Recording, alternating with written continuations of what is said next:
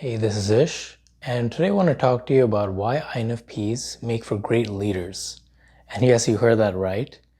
Oftentimes when we think of someone who's a leader, we think of someone who is like super extroverted or very competitive, very peppy, maybe even a bit controlling. So these are some things we think of. And the INFP may seem like they have the complete opposite set of traits as that.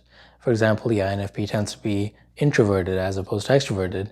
They tend to be a bit more open-ended in their way of thinking, and they're a bit more chill. They're not competitive at all, and also they don't micromanage. They're more of like a type B personality, and these traits are obviously quite different from what I just mentioned and what we normally think of leaders. But actually, the INFPs have a lot of good traits that actually make them really great leaders. And also just realize that there's different styles of leadership out there, and the more like extroverted, controlling type of leadership is more so for other types such as like ENTJ personality, but definitely not for the INFP. And to give you a real understanding of the INFP's natural leadership strengths, I'm going to read you a verse from the Tao Te Ching. And this is the classic book for Taoism, and this was initially written by, or at least the teachings of Lao Tzu was compiled into this book. So back when he was alive, that there are a lot of wars going on from different kingdoms, and he essentially wrote this book to help leaders out back in the day. And obviously now the teachings have kind of been applied to everything now. So like it applies to like Taoism of like cooking and the Taoism of walking. So there's a lot of like added ons, but in reality, this book was created for leaders, and this one chapter reads as follows. And this is from verse 17. It goes, "The best leaders are those the people hardly know exist. The next best is a leader who is loved and praised. The next comes the one who is feared, and the last one is a leader who is despised. If you don't trust the people, they will become untrustworthy. The best leaders value their words and use them sparingly.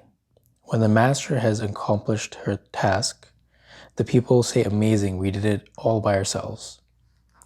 So just going over, the lines here, the first one is the best leaders are the ones that people actually don't know exist. And this actually speaks for the INFP a lot because they are known as the background type.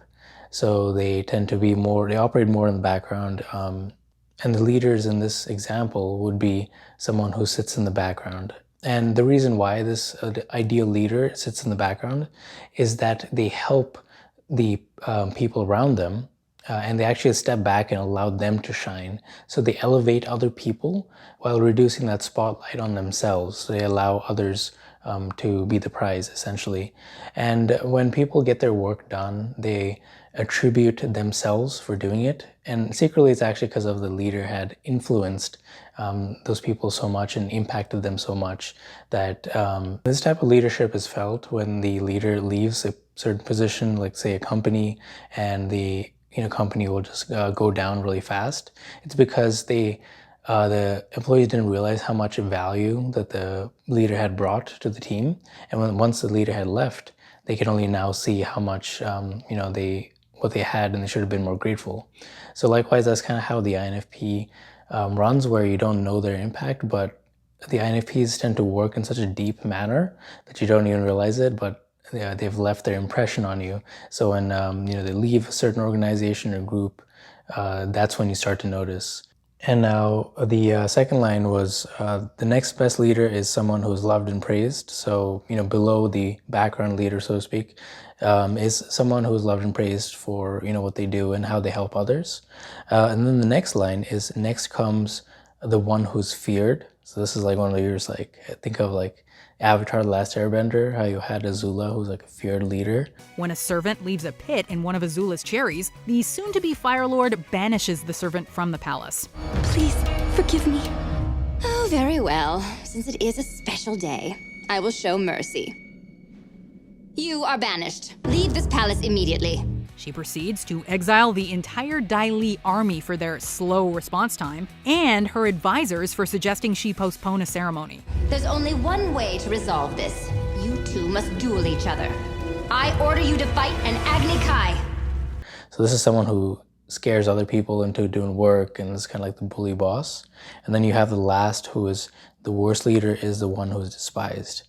So you can see that, the one style of leadership that we often think of leadership, where it's like a super unhealthy ENTJ example of it, where it's just like a really toxic boss that's like very controlling and, likes to micromanage people. While it does get you some results, in the long run, it doesn't do pretty well. And they're actually saying here in this book that those types of leaders are the ones you should avoid, while the ones on top are the background leaders.